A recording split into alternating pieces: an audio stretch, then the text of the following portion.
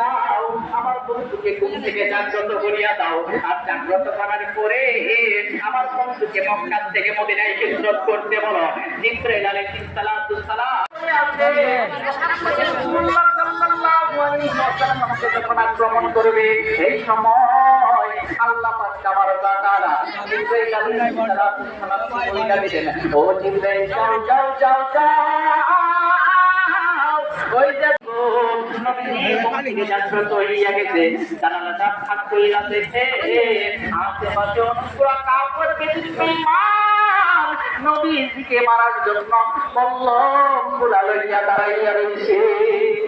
নবীজি আবার আপনি বুঝাইয়া দেন। আল্লাহ পাক তাবারাকা তাআলা রাখিয়ে সাল্লাল্লাহু আলাইহি ওয়াসাল্লাম দুই হাত তুলে আল্লাহর কাছে মোনাজাতে কইরা গেছে।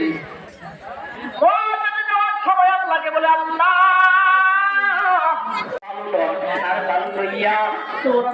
তাই করি বুঝছস না? সাথে সাথে জানালা দিয়া নবী হাতের ভিতরে একটা লাঠি লইয়া আবু বকরের বাড়িতে হাজির হইয়া গেছে। বলেন এই নবীকে মারার জন্য মক্কার কাফের বেঈমানরা আউট পেতে আসে।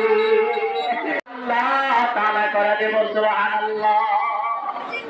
মুহাম্মদ রাসূলুল্লাহ সাল্লাল্লাহু আলাইহি ওয়াসাল্লাম আখির জামানার পয়গম্বর।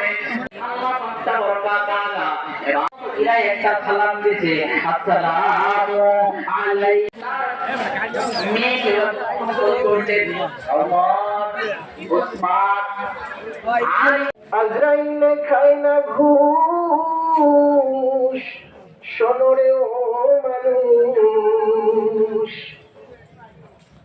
আজরাইলে খায় না ঘুষ, শোনো রে ও মানুষ।